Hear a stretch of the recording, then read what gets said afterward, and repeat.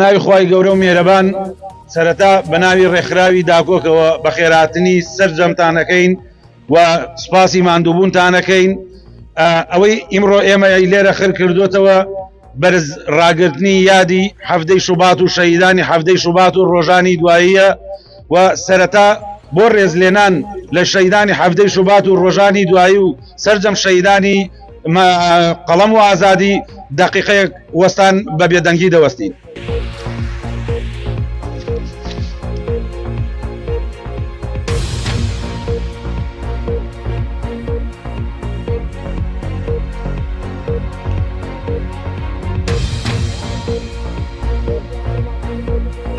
ئەوەی لێرەوە ئەمانەوەی بڵێین ڕووی دەمانەکەینە ئەو دەسەڵاتە ستەمکارە، ئەو دەسەڵاتەی کە دەستی سوورە بە خوێنی شەهیدانی هەفتەی شوبات و ڕۆژانی دوایی و لەبری سزادانی بکوژانی شەهیدانی ڕۆژانی هەفتەی شوبات هیچ کەسێک لەو بکوژانە سزا نەدراون و دەستگیر نەکراون و تا ئێستاش لە دەرەوەن بە ئازادی دەسوڕێنەوە و ئەوەندەی ئێمەش بەڵگەمان لایە و زانیاریمان لایە کۆمەڵێکیان لەبری سزادان و زیندانیکردن لەلایەن حیزبەکانی پارتی وێکێتیەوە خەڵات کراون. ئێمە هەمیشە وەکو ڕێکخراوی داکۆک چالاکیەکانمان بەردەوام بووە و بەردەوام دەبین و کۆڵ نادەین هەتاوەکو ئەو بکوژانە ئەو کۆیلانە ئەو چەک بەدەستانەی حیزب و بنەماڵە بە دادگا دەگەێنین و ڕووی ڕاستی ئەوانە لێرە لە بەردەم قۆنسۆڵخانەی عێراق و پەیامەکانمان دەگەێنینە پەرلەمانی بەریتانیا و ڕێکخراوی ئەمنستی و ڕێکخراوەکانی تری مافی مرۆڤ بۆ ئەم بابەتە. بەڕێزان بە خێراتنی هەموو لە یاکتان دەکەم، سوپاستان دەکەم کامڕۆ لێرە ئامادە بوون کەوە دەرخەری دڵسۆزیتانە بۆ شەهیدانی هەفتەی شوبات. ئێمە لێرە ئامادە بووین بۆ ڕێزلێنان لە شەهیدانی هەفتەی شوبات و بۆ ئەوەی بەدەسەڵاتی هەرێمی کوردستان ڕابگەێنین کە ئەمە ئەو ڕۆژە ڕەشانەمان لەبیر ناکرێ و ئێمە پێتان دەڵێن کە ئێوە دەستان سوورە بە خوێنی شەهیدانی هەفتەی شوبات. ئێمە ئەو ڕۆژانە لەبیر ناکەین و ئێمە ئەو دەنگە بوێرانەی وڵاتی بەریتانیا و شاری لەندەنین کە هەڵگری دروشمی ئازادین. ئێمە هەڵگری دروشمێکین کە هەڵقوڵاوی ناوگەل و نیشتیمانە کەویش دروشمی ئازادی و پێکەوە ژیانە. ئێمە قوتابی ئەو قوتابخانەیەن کە شەید کاوە گەرمیانی و سەردەش عوسمان دەرسی ئازادیان تێدا دەگوتەوە. ئێمە هەڵگری هەمە قەڵەمین کە شەهیدانی ڕێگای ئازادی باسی ئازادیان پێدەنووسیەوە. نامانەوە حکومەتێ دیانەما بێ حورمەتێ واز بێنە هەی بێنەمۆز بکۆژی ڕۆژنامەنۆز ترلیلا حکومەت شەخی خابیرە هەر بە چەپڵە و بەفیکە ڕاماڵینتان نزیکە.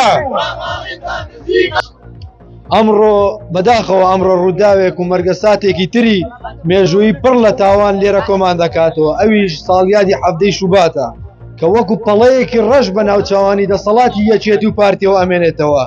هەفتەی شوبات زوڵمێکی لەبیر نەکراو دژی هاوڵاتیانی سلێمانی و تەواوی کوردستان ئەو کاتەی لولەی تفەنگەکانی ئاڕوو کردە گەنجانی سلێمانی و کۆمەڵی گەنجی ئەو شارەیان شەهید و بریندار کرد.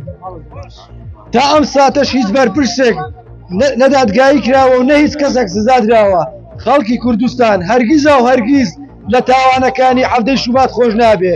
هەر ڕۆژێک بێ ئەبێ دەسەڵاتدارە گەندەڵەکانی کوردستان بە سزای خۆیان بگەن. هەفتەی شوبات دێتە یادم ڕۆژانێکی لەبیر نەکراو بە یەکدەن لەو ڕۆژەدا هاوەرمان کرد بۆ مەعاش و موچەی خوراو. هەفتەی شوبات ڕۆژێکی شەرمەزاریە بۆ ئێمە نا بۆ حکومەتی دروست کراو. لەو ڕۆژەدا خەڵک کوژرا و مافمان خورا جەرگی دایکەکان بوون بە ئاو. سەگەکانی دەسەڵات بەردەوام بوون لە ملکەچی لێسانەوەی پێڵاو. دەستان خۆش، زۆر سوپاس. ئەمڕۆ ئێمە کۆبووینێتەوە لە بەردەم سەفارەتی عێراقا بۆ دووباتکردنەوەی ئەوەی کە پەیامێک گەگەێنێنە حکومەتی بەریتانیا تاوەکو ئەنجامدەران و بکەرانی هەفتەی شوبات بە تاوانی سزای خۆیان بگەێنێ و چیتر ڕێگە نەدرێت دەستێوەردان لە دادگاکانە بکرێت. کەیسی قوربانیانی هەفتەی شوبات بە سیاسی نەکرێ و نەگوازرێتەوە بۆ شارێکی تر وەکو ئێستا ئەنجام دراوە، بەڵکو دادگایەکی عادلانە بکرێ و ئەو کەسانەی کە بوونەتە هۆکاری ئەنجامدانی ئەو تیرۆرە لە هەفتەی شوباتە بە مافی ڕەوای خۆیان بگەن و سزا بدرێت و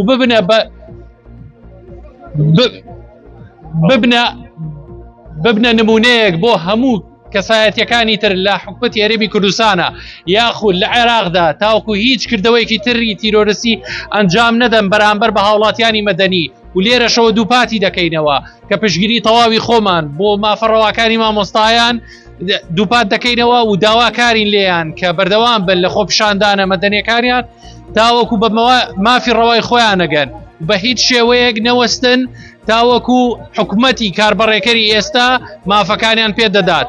زۆر سپاس. ئەی حکومەتی قومارچی پارەی نەوتدا بەچی حکومەتی دز و جەردە بڕۆ بەرۆکمان بەردە حکومەتی قەیراناوی تەرناوی وەک مراوی بێدەنگی ئەم حیزبانە شەریکن لەم تاوانە حکومەتی شکست خوارد و های مردووتر لە بێرەد و